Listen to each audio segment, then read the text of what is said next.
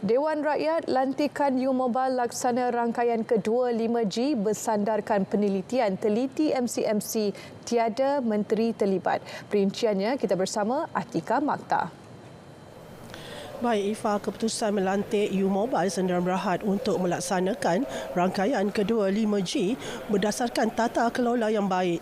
Ia dibuat selepas penelitian penilaian secara bebas dilakukan Suruhanjaya Komunikasi dan Multimedia Malaysia MCMC. Tegas Menteri Komunikasi Fahmi Fadzil, latihan dibuat bukan secara penganugerahan terus. Sebaliknya, menerusi proses tender dan sekaligus tidak bertentangan dengan syarat khas lesen bagi sesuatu lesen individu.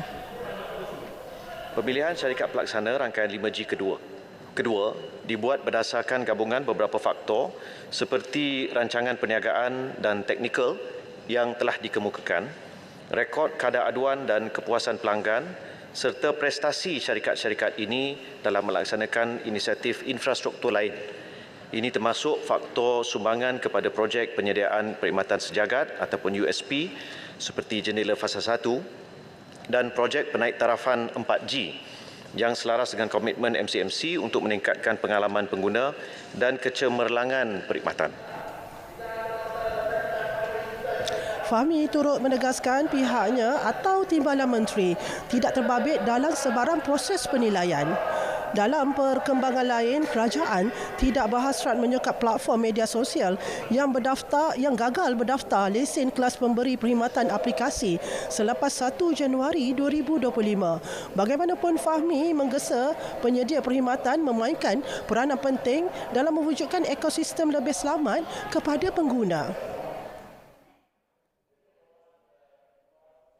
Pada waktu ini, kerajaan tidak berhasrat untuk mengekang akses kepada platform-platform tersebut. Jadi kita melihat itu adalah the last resort. Kita tidak mahu ke arah itu. Dan yang penting kita mahu bukan hanya internet yang lebih laju, internet yang lebih murah, tapi paling penting internet yang lebih selamat untuk kanak-kanak dan keluarga. Ini pula susulan insiden remaja maut terkena runjatan elektrik ketika mengecas telefon di dalam bas ekspres. Agensi Pengangkutan Awam Darat mengeluarkan larangan sementara penggunaan soket pengecas telefon dalam bas. Menurut Menteri Pengangkutan Anthony Locke, larangan sementara itu sehingga laporan petugas khas berhubung kejadian tersebut selesai dijalankan.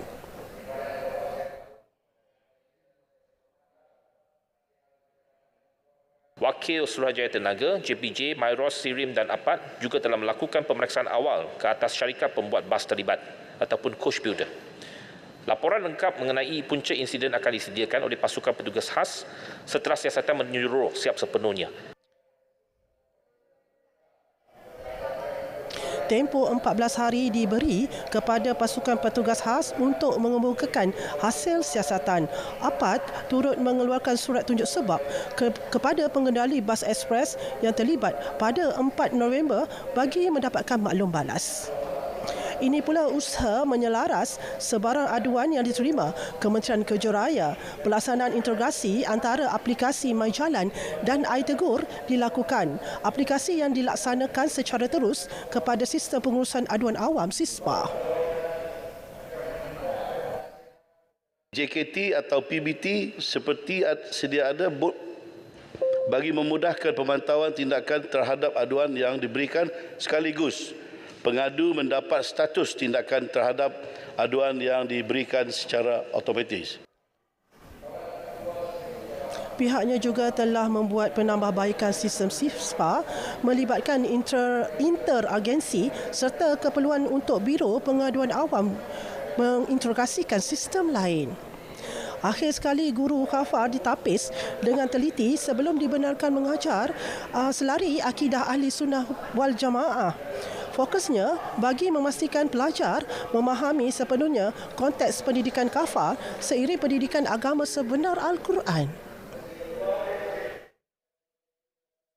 Pemilihan kepada guru-guru kafar ini sangat penting sebab kalau guru-guru kafar yang tidak ditapis dan tidak dilantik dan tidak memahami konteks untuk membina murid-murid guru murid-murid dalam pendidikan kafah ini yang menjurus kepada ahli sunnah wal jamaah, maka sudah tentu dia akan mencacatkan usaha dan falsafah pendidikan kafah itu sendiri. Jadi berbalik kepada persoalan yang dikemukakan oleh Yang Berhormat Tenggara tadi, Datuk, pihak JAKIM akan menilai dan akan mengadakan satu proses yang agak teliti supaya guru-guru kafah yang dilantik untuk mengajar dan mendidik itu akan benar memahami dan mengikuti aliran falsafah, aliran Ahlus Sunnah wal Jamaah. Ketika ini terdapat 35,000 guru kafah di seluruh negara. Terdapat cadangan untuk menambah bilangannya bagi menangani isu kekurangan guru, pertambahan murid dan pembukaan kelas murid berkeperluan khas. Baik Ifa, itu sahaja perkembangannya dari bangunan Parlimen. Kembali kepada Ifa untuk perkembangan berita tengah hari selanjutnya. Silakan Ifa. Baik, terima kasih Atika.